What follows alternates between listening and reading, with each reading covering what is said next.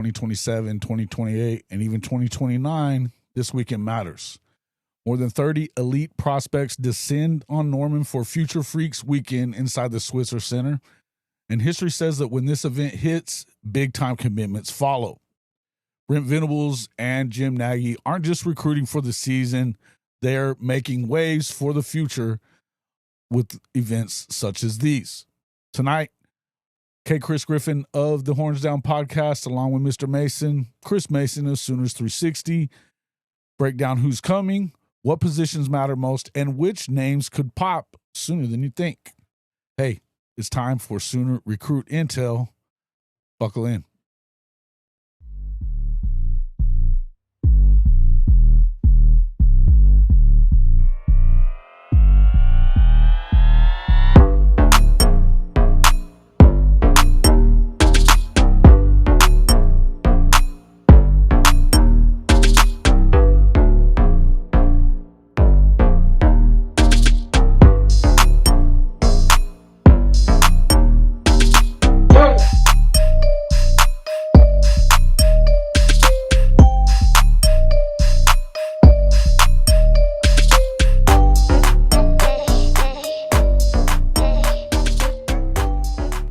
What's up, everybody?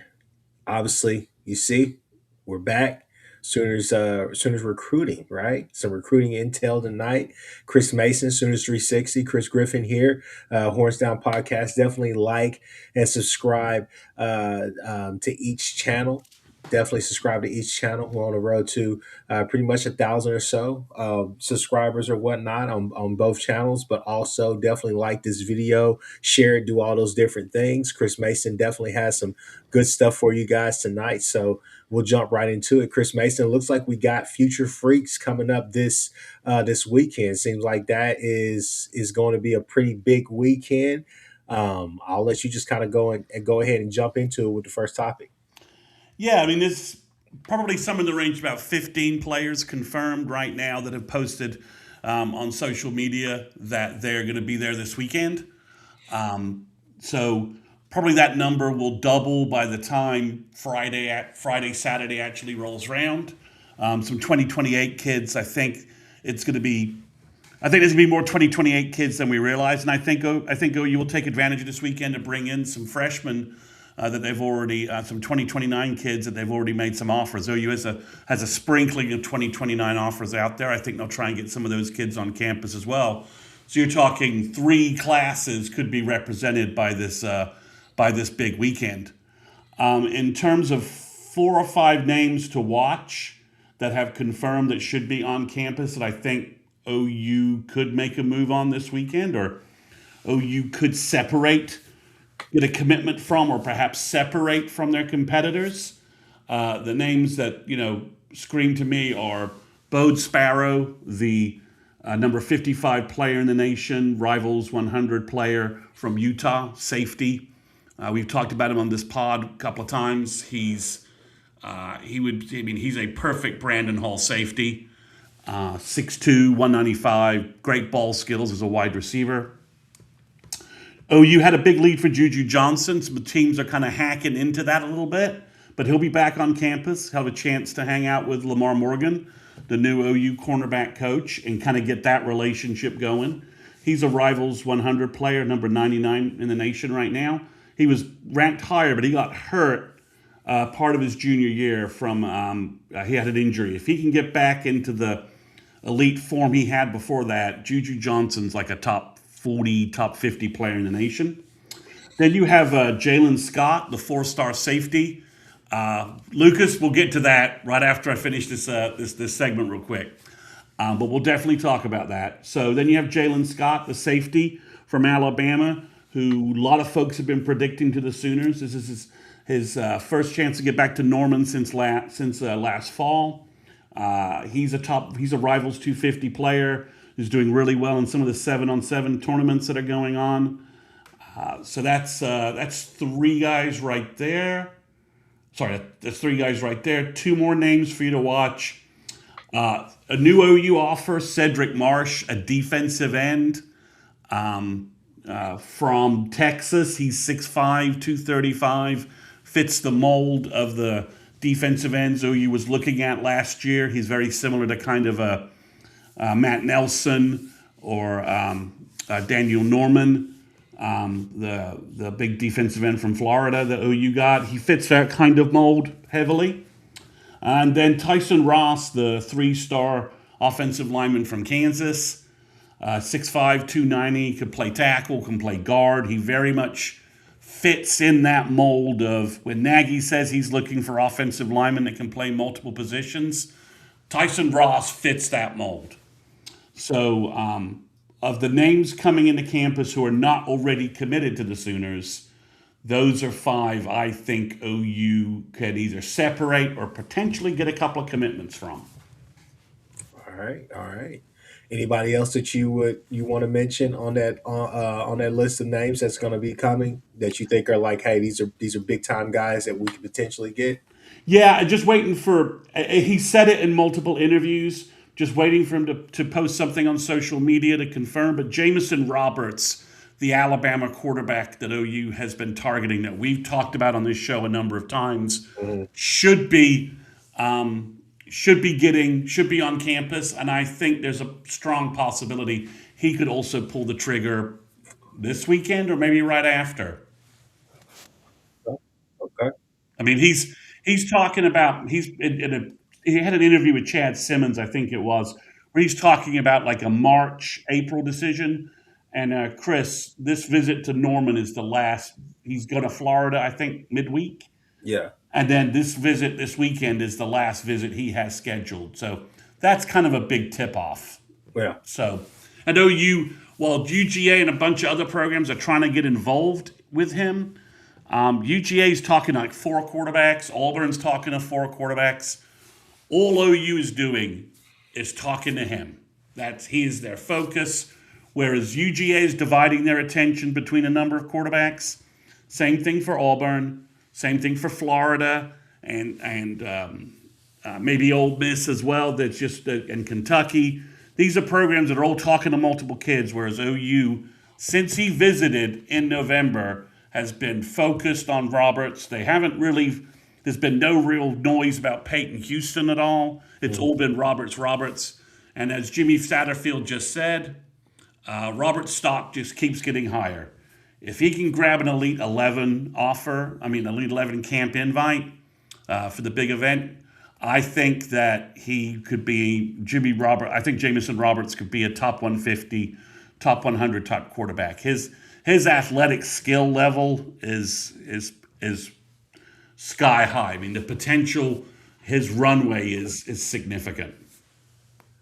All right. Chris Mason, you want to go ahead and answer some questions now? Yeah, let's hit him. All right. Obviously, let's go back to Lucas Kelly's question. He said, Chris Mason, who is the tweet by Stacey Ford about? Well, so for those that haven't seen it, and I doubt the guys on this haven't seen it because if you're on this podcast, you're a recruiting junkie like the rest of us. So Stacey Ford posted something that sure looks like a commit announcement. Then Nagy posted something, and then Lake Dawson posted something. But Lake seemed to indicate it was an Oklahoma kid, maybe a Oklahoma City kid. So there's only 3 names that kind of fit that description if we're going to really expand what we would consider Oklahoma City. I'm in Atlanta, so, when you say Atlanta recruiting, it kind of goes like 30 miles in every direction. But Oklahoma City, so it would be Gabriel Osborne.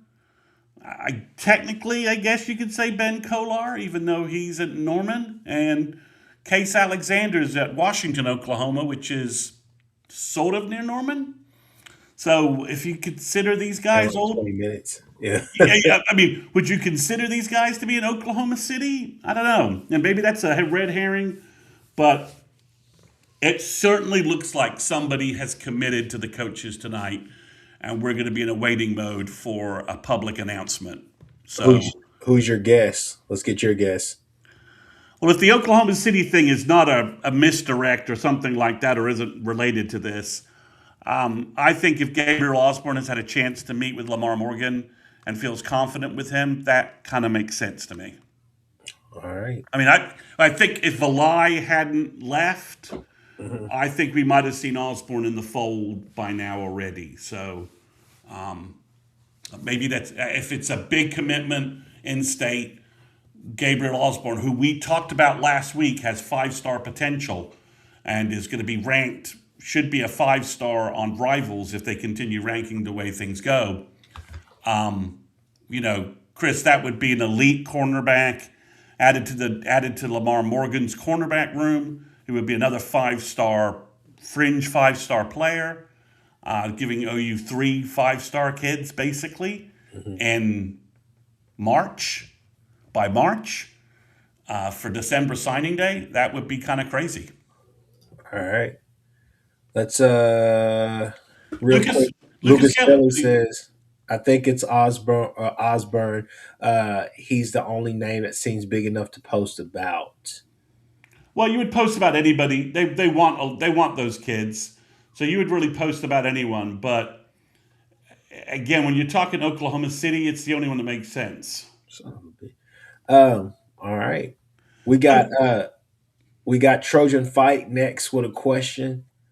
He says, "Are you guys familiar with the recruit in 2028? Offensive tackle by the name of Isaiah Eugene. I met him a year ago on a flight coming from an OU camp."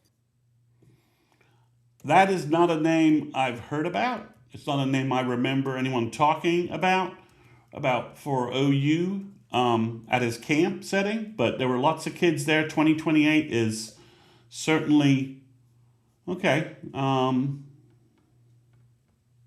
Bishop Gorman? Is he a Bishop Gorman kid, Trojan Fight? If he is, I haven't heard about much about him, but he certainly looks big enough and athletic enough that OU should be paying attention to him. So he's at Bishop Gorman. OU when they had DeMarco Murray back, I think OU fans were kind of hoping OU would make a little more of a splash there. Hasn't really worked out that way. A lot of folks are hitting Bishop Gorman heavily, especially Ohio State. They have a cornerback in Oregon. There's a cornerback from the 2027 class, Hayden Stepp, from Bishop Gorman, that OU offered but didn't really get any traction with. It looks like he's maybe looking at Oregon, maybe Michigan, and maybe Ohio State. So I have not heard of Isaiah Eugene, but 2028 recruiting from an offensive line standpoint hasn't really gotten going that much for OU. OU's made a couple of offers. There's a big kid from the Houston area that I believe plays at Ryan Foge's high school that OU's looking at. And then OU's obviously very interested in a guy at IMG. His name is Max Jones. But he was originally from Louisville and is very close to Michael Fasusi. And Jones and this guy from the Houston area, it's like Ramon. It's not Ramondre. It's something close to that. Ramontre. OU just offered him. He's pretty connected with Micah Rhodes. So OU's got a couple of O-line offers, but in terms of fleshing out that class from an O-line perspective, I expect they're going to use the camp sessions like they did last year to really flesh out their targets and who they really want. And if you're noticed, Jim Nagy has been fairly putting out some pretty pointed tweets about OU summer camps. And he's pushing both be coached by OU's coaches, but also be evaluated by OU's front office. Lucas Kelly, thanks for that. It's Ramoni Edwards. You're right. He's like 6'6", 300. He's probably the number one tackle in Texas for 2028 right now. And OU's has made him a focus. But OU's certainly pitching that. Look at our guys in the combine. Look at our front office staff. Look at our coaching staff. Come to our camp and be evaluated by both groups and get feedback from both groups. So I think you're going to see players like this Eugene guy, if he's still interested in OU, being invited back to OU summer camp and then getting an offer then. All right. We got Sooner in Texas. He said, I've recently heard Thune and Drum talk about Marcus Boganowski getting some attention. Is that something that's on your radar, Chris Mason? No, not really. I mean, I've heard them talk about it. I heard them talk about it on their podcast. I kind of think we have a source that would be telling us this, Chris, if this was a real story. Yeah. Yeah. I mean, Big Mike is on Jason's show. I think he would be giving us a mild hint that if Marcus was ready there. I mean, OU's OU could sign a bigger class, right, with the new scholarship numbers and with the developmental thing. If OU thinks, well, developmentally, he's somebody that we can park for 2 years and then see where he is, they could. Because if you get with Tevin Epps and probably Cooper Witten, you've got two linebackers who are going to hit, and if they enroll early, two guys are going to hit campus and have a huge, could easily be impact guys within a year for the Sooner defense in terms of that transition. Tevin Epps, I think, is like a top 100 guy.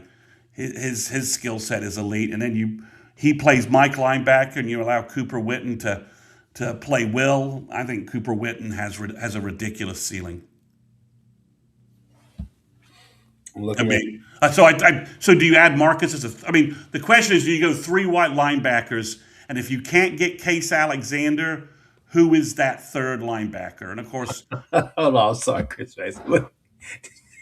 You said wide, right? what? Nothing, Chris said. I was like, what did you say? You said three what? What linebackers? I said what? What did Three linebackers. Okay.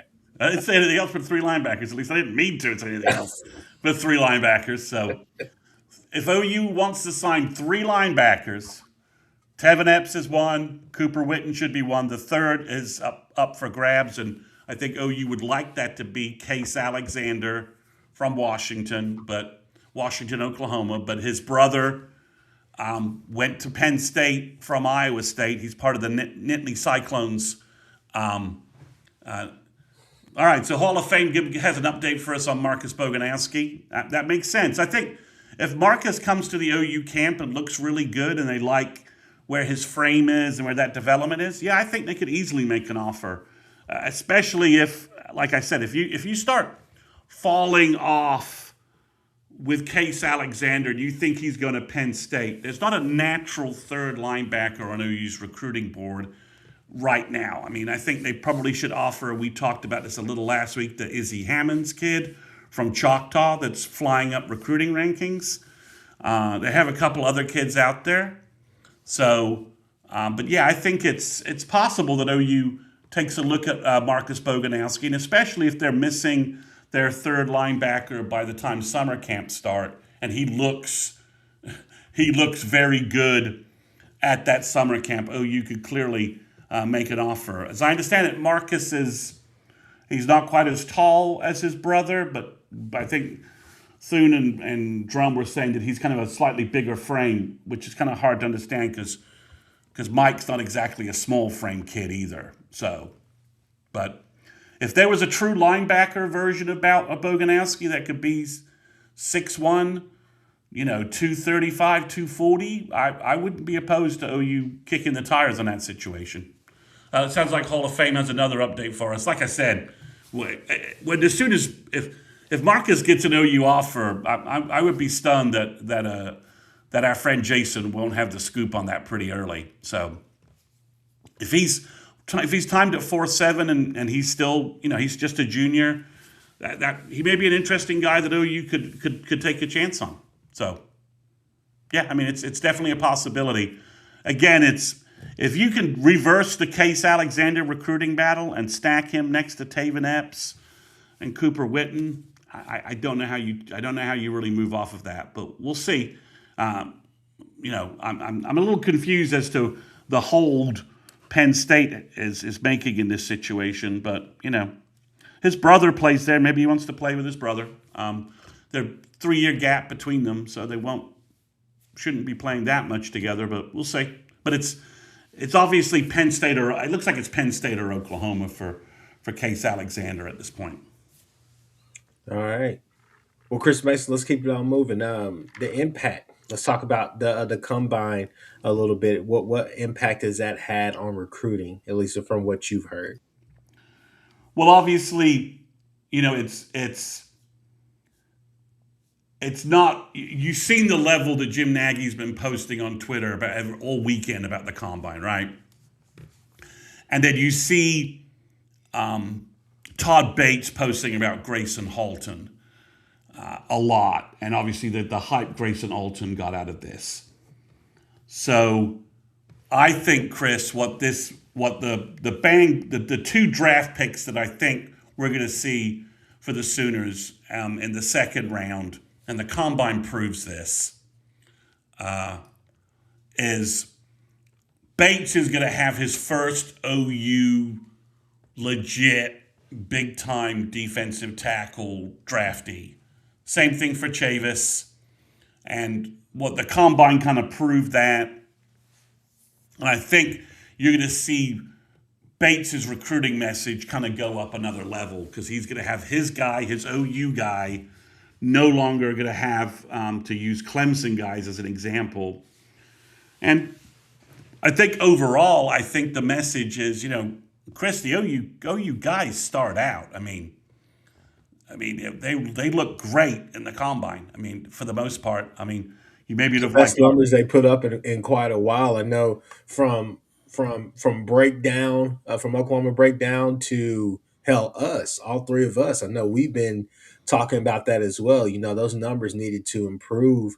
Those times, those just the overall standpoint. We've had some guys kind of break through and stuff like that. And don't get me wrong, guys are doing really well in the NFL right now. But this is by far the best.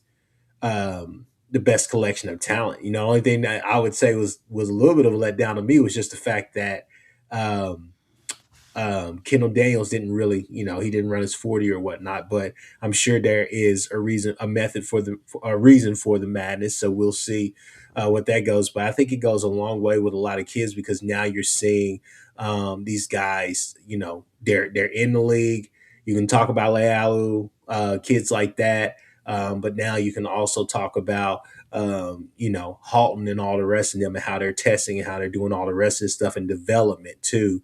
I mean, to be able to get somebody like Owen Heineke, who really wasn't on anybody's, radar last year. Now he's at the combine and he looks like a polished guy that you can get in whatever round, and you feel good about that. To have the R. Mason Thomas and all the rest of them go up there and ball out, and then, just guys putting up freaky numbers. RSJ, another homegrown talent, but also somebody who was there for the bulk of the BV era to get them prepared. So now you got guys that you can go and talk about. So, and to me, I think that OU players have always been pros, but I think that, you're going to have some really good pros with these guys, some guys that are going to have some longevity in the league. Yeah, and I think you were OU's in a better position to sell that message to when we're. I mean, it's nice that the combine just hit, Chris, and then kids are going to be on OU's campus, right? I mean, it's literally, you can guarantee that the footage of those kids, discussion about those kids will be happening with the uncommitted players and the committed players on campus this weekend. I would imagine, as much as they can, streaming footage of those 40 times, and of Grayson Halton having the best, vertical leap of any defensive tackle, since I think 2003 or something like that. It's timed perfectly for OU to have a big weekend after having a big weekend with the guys leaving the program. And I think it also speaks. OU can push heavily that, Chris, the first two guys who should go in the draft are RMT and Grayson Halton, and they're both looking like second-round picks from what I can perceive. Maybe a first-round pick for RMT, depends upon who's drafting when. But Chris, those guys were Venables' first recruits that he really picked up. Their February signing day guys that he picked up in February of 2022. I mean, he picked up guys. Those are two guys that he scouted, recruited, and developed. OU stole Grayson Halton from Michigan and Oregon, who both didn't think he was that good. And OU's like, well, we see more here. And obviously, Grayson Halton is probably he's a mid-second round pick. He might go a little high, even a little higher after the combine. I wasn't really expecting this, Chris, but his numbers aren't that far off what Gerald McCoy did when he went to the combine. He's not Gerald, he's not GK, but the numbers aren't that far off. He's 6'3", 293, ran a 4.8, 4.82. Gerald was probably 6'4", 295, and probably ran like a 4.79 or something like that. Mm-hmm. So the numbers aren't that far off. I think for me, it's just a handful of guys you can say had some of the best days. I mean, hell, Deion Burks went in there and he just reaffirmed what everybody already knew about him. I think honestly the biggest measurable that he had was that he was actually 5'10", because Lord knows I thought he was actually like 5'8", 5'9", running around here. But being 5'10", I was like that was big. And his bench, his bench and 40 time were the best time for a wide receiver since 2006. Yeah, which is just crazy. And then the only guy who beat him in speed was Brennan Thompson, who was a Sooner for 2 years. Yeah. So, it's kind of crazy that you think about the 2024 passing game sucked so badly, and you had Brennan Thompson and Deion Burks, when they were healthy, thinking about it. So, Lucas has asked this question like twice, so let's talk about this just a little bit. Okay. So, Lucas, if you missed it last week, I'll kind of give you the quick recap. To me, this is a Davion Gross situation. Okay? Davion probably wanted to play at OU, but his representation and family were looking for some different things. And OU played that Davion Gross situation, strung that out several times, came back to it over the fall, even to the point where right before signing day, it looked like OU was going to make that flip from Florida. So I think this is a similar situation. There's a future cast in for him to go to Washington, which he's never been to before. He's never visited Washington before, to the best of my knowledge. And he's going there, I think, this weekend instead of being at the OU Future Freaks event, which I think tells you all you really need to know about this situation from an OU standpoint. So I think this is a situation where Zane has the longest relationship with Miguel Chavis.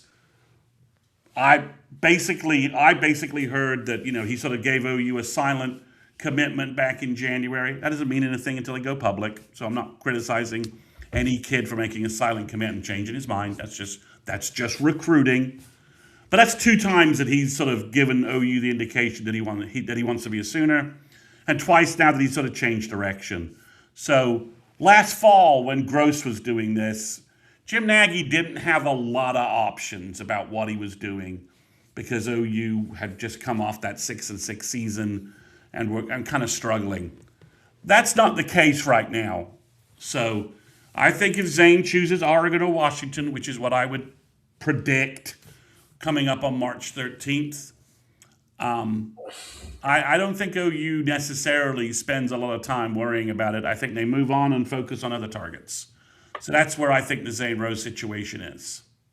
And Zane may try and double back to OU, and it'll be interesting to see if OU has any room, because as you can see, OU's got 13 commitments. They're about to have a Future Freaks weekend where I mentioned 6 names I could easily see becoming Sooners in like the next 30 days. They still got some other big names they're chasing, like Seneca Driver, who Parker Thune posted last week that he believes that Seneca Driver will be on OU's campus. If you can get Osborne, if Osborne is leaning back towards the Sooners, I think Seneca Driver is probably the number 1 target on OU's board. It's where you invest the most money to get an elite tight end like that. So you've got a lot of players and targets that are just, I think, higher priority for the Sooners. If Zane Rose moved off OU, does OU make a bigger push for George Toya? And is he up this weekend for Future Freaks? I think that's a possibility. We'll see what happens. And George Toya is a more natural big defensive tackle.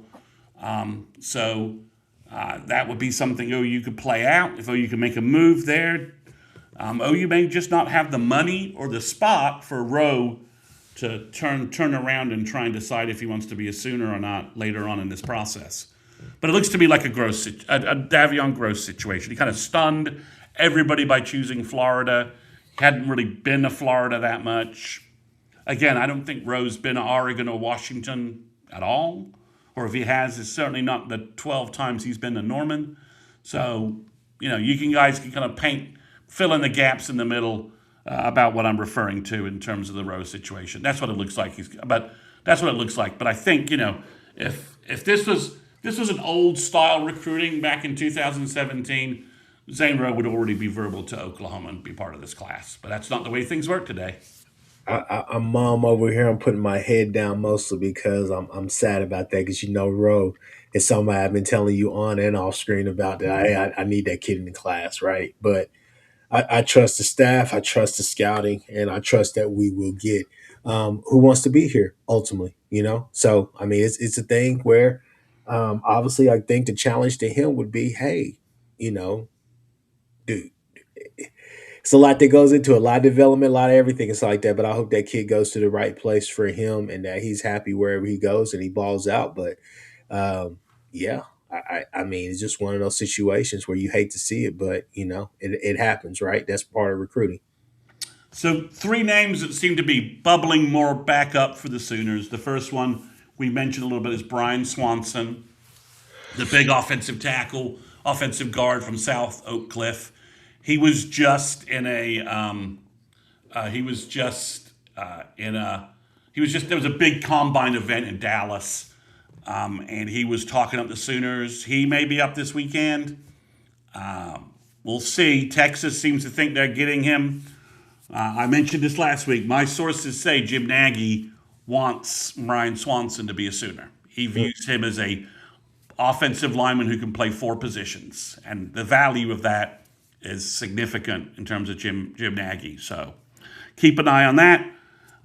He's now scheduled his official visit to OU.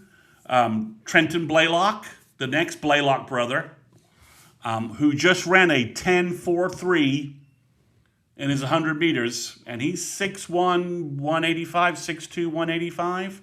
So he's a big kid. Okay, Chris, and he just posted a 10.43 100 meters in track. So, and his brother is a freaking speed merchant and was an all-star as a freshman for us. I was going to say a 10.4 these days in Texas won't get you anywhere. That'll get you 5th place, which is just insane. It is, but for a football player, that's a great time. I mean, that's a great time. I mean, yeah. So I think OU's circling back with him. And the other name I think to keep an eye on, I've mentioned it before, is the Luke Starchevic kid from South Dakota. He's 6'5", maybe 6'6", could be 6'6". The kid's huge frame, 255, 260. Notre Dame wants him at offensive tackle. OU would like him at defensive end or defensive tackle. They think he could be big defensive end in the mold of someone like Taylor Wine. Or if he just bulks up, he could be 6'5", 300, 310 pounds with just, ridiculous get off, huge wingspan. Big defensive tackles with long arms are the bane of offensive linemen, and he could be that. He could be that guy. He could replace Zane Rowe in that kind of in OU's D-line group for this class. All right. Chris Mason, do we have anything else that we need to enlighten the people about? I know the moment we sign off, something's going to fall about this news that's out there. So I thought we might get a commitment announcement while we were doing it, but it doesn't appear to be the case. No, I mean it's there's just a lot of momentum right now for OU as a program. We've talked about that on the Sooner Intel show. It's there in recruiting. OU's getting a lot of positive feedback from kids. They're scheduling official visits left and right for the May 29th weekend and the June 12th weekend. The week in between, Chris, the OU's advertising on Twitter heavily. Jim Nagy talking about the OU summer camps. They're going to use the camps as more and more of a recruiting feature and a scouting evaluation feature as well, because they're heavily pushing the fact that, Brent Venables is going to review you, see you, and coach you up. But you're also, Jim Nagy's going to be there and can give you feedback on where you track as a prospect. What's your high end potential? So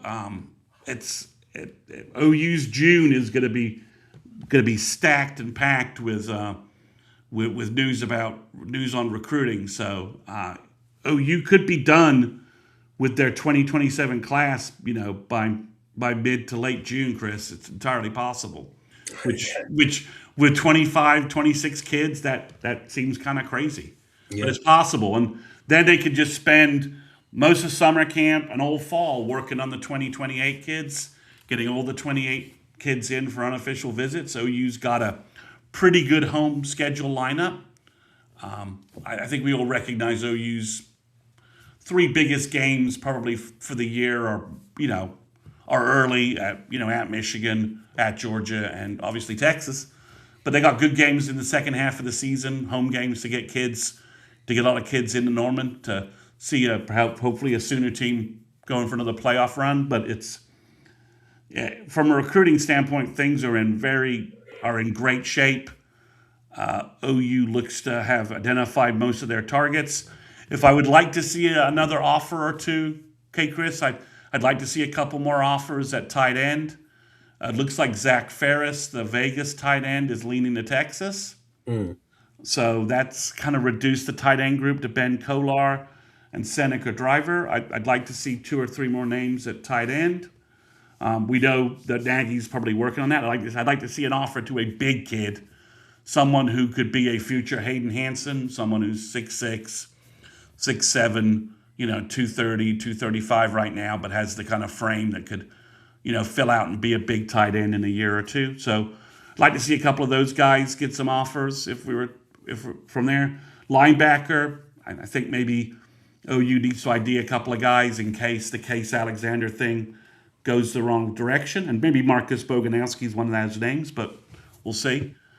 Safety and cornerback, OU's loaded with prospects. D-line looks pretty loaded. Offensive line's loaded. Wide receiver, the only thing right now is I don't see a big wide receiver in the mix unless OU can flip Quentin Hale from USC, which we'll see. A lot of time for things to play out, but I don't think Damani Warren, a wide receiver from Vegas, should be visiting OU. I think sometime this spring. That's the other thing, Chris. Although this Future Freaks event should be pretty big with a lot of prospects, there's a lot of kids talking about making visits to OU during spring practice. So there's probably another 10, 15, or 20 kids that we'll see filter in at different times over spring to come watch the Sooners practice. The coaches are pitching that heavily, especially for some kids. I think they're kind of early in their interactions with come watch us practice, get a feel for who we are. And then I think OU will use the spring game as well. All right. Well, we're going to end it there, Kchris Mason, because we've been on here for 38 minutes. We try to keep these things short. So we've been going over all. We didn't do any communist takeovers of the economy today. No, we didn't do any of that stuff. But yeah, no, we've been going over a lot. But we've had a lot of information to tell you guys about. So definitely check us out. Kchris Mason will be back Wednesday night with another recruiting pod, more updates or whatnot. And best believe if something pops here in the next few hours or tomorrow, whatever, we may be back with another pod just to kind of talk to you guys about who the commit is, what we're going to get from the commit, and why we should be excited about this commitment. So definitely be on the lookout for that. Again, Wednesday night, Kchris Mason, you'll be doing a live, right? No, it'll be a recorded podcast. It'll be posted late. I'll do it late Wednesday night, trying to wait to make sure I capture all the information. It'll be available for you guys Thursday morning to watch on YouTube or watch on your podcast or listen to on your commute to work. It should be about 30 minutes. So a good 30 minutes, good 30-minute commute to work podcast for those guys who subscribe to me on their audio platform of choice. All right. Yeah, we bumped Bevo just for this one right here. I just like not tonight, not tonight. Anyway, anyways, yeah, people, look, hey, like the video, definitely subscribe to all three channels. Hall of Fame College Football Podcast with Jason. Then you got the Horns Down Podcast with myself. Then you also have Sooners 360 with Chris Mason. So definitely check us out on all three channels. Subscribe to all three channels, share all the videos, all the rest of that stuff, and stay posted. Make sure you have those notification bells already set up. That way you can get one from us. With that being said, everybody be safe, be good, and we'll see you guys on the flip side.